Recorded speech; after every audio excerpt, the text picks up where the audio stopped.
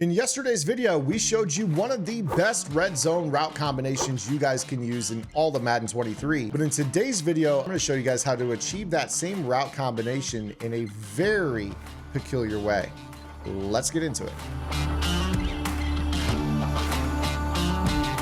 What is up, guys? Zan from the ZAN Madden YouTube channel. And yesterday we talked about the slant hitch combo. We even worked in a little bit of a return pivot behind the slant hitch combo to make it far and away the best red zone route combo in Madden 23. But in today's video, I want to take you guys into my offense, the single back bunch X Nasty, and show you how I freestyle this in very unsuspecting ways. In fact, how I can kind of scheme together slant hitch with this particular route combo inside the 10 and utilize a motion running back concept. So let's go ahead and hop into the practice field here, and I'm going to set a couple audibles. I'll set a wide zone just for the sake of mixing in a little bit of a run scheme. We'll get to that momentarily, but you can choose whatever play you want here on this because this is all freestyle. So what we're going to be utilizing here is we're going to be using the ghost route. And the ghost route is very interesting because what you'll notice is that we have a flat to the right, but the ghost route also goes to the right. But as we know, the slant hitch combo is something to the short side of the field. So what we're going to do in X Nasty specifically is we're going to motion this to the short side of the field, in which he's going to line up in this particular position. Now, this is important because I can go ahead and kind of mesh the field like this and just use a slant to the backside of the formation.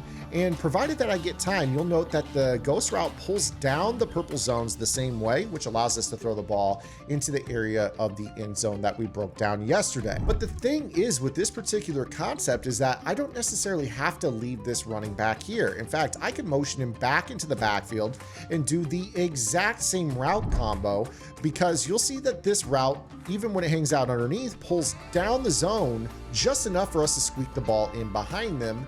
And we're going to be able to throw that in front of the deep third in the red zone. So this is something that's pretty nice. Now, of course, with this particular formation as well, I could, if I wanted to, go ahead and put King Henry on the hitch and still do the same thing without a ghost route. So for those of you that maybe don't run the hot route master, you guys can go ahead and just do this and it's going to work just the same for you. In fact, maybe even a little bit better. But here's the thing about this motion that I'm talking about here with this particular play. One of the things that this motion oftentimes does when you go to empty is it encourages players to start pass committing.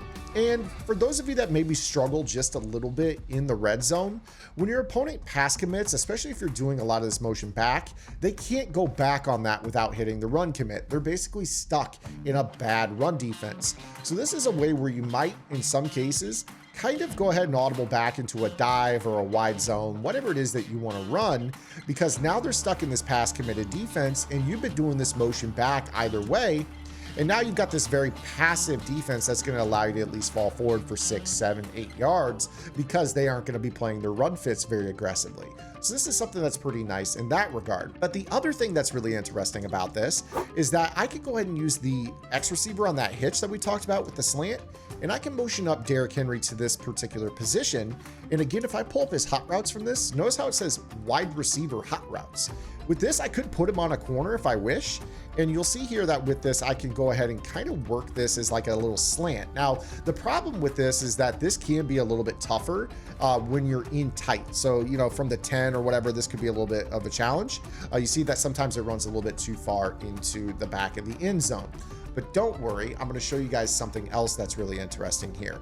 So what we're going to do actually with this is we are going to utilize the wheel route. Because that's going to get us into that area just in an unconventional way.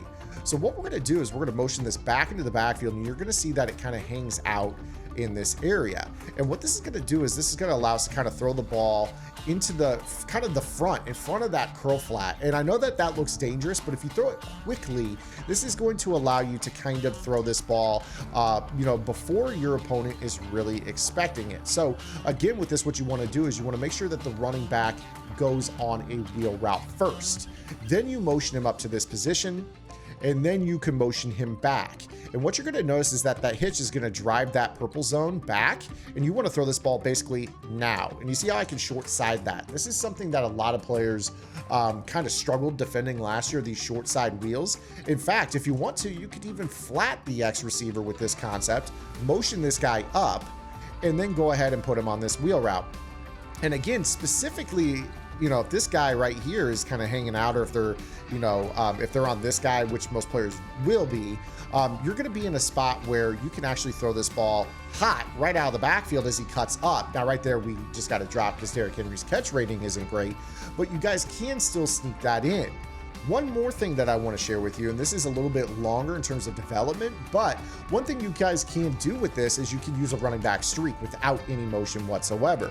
And the reason that's important is because this route kind of like works a little bit later and attacks that tender area of the field where that hook is not going to actually be super aggressive to that route. I'll show that to you one more time. In fact, I will shade down, so hopefully this hook curl is a little bit more responsive. Again, with this, you can put X on a flat, Y on a streak, and you're just going to let this route kind of like jog out to the flat and then cut up. And you're just going to throw it right out of the backfield. This is a really slept on under center red zone concept to the short side of the field that a lot of players are not used to. Again, traditionally we talk about slant hitch. This particular play, flat streak, is very, very good. So again, when you guys get a lot of this, this is going to be a really perfect call because you can kind of just fall into the end zone. It takes a little bit longer to develop. Unless your opponent is really used to what this route combo is, they're not going to expect, you know, this to be a streak. In fact, a lot of players expect this to be a Texas route because of the angle that the running back goes out of the backfield. Now, again, it's kind of this diagonal up and out angle, but it's to the short side. So they're not going to know that this is necessarily a streak unless they're a really high level player with great route recognition. So again, with this, you're going to see that if, you know, maybe their user jumps down on it. So let's say that this is the user and they're ready for this. They kind of jump down on this. You're actually going to be able to kind of throw, you know, a route from the backside. So maybe you could go ahead and put B on like an in route or something. That way, when they kind of jump at it, you can be like, okay, well, I'm going to throw this route to the B receiver.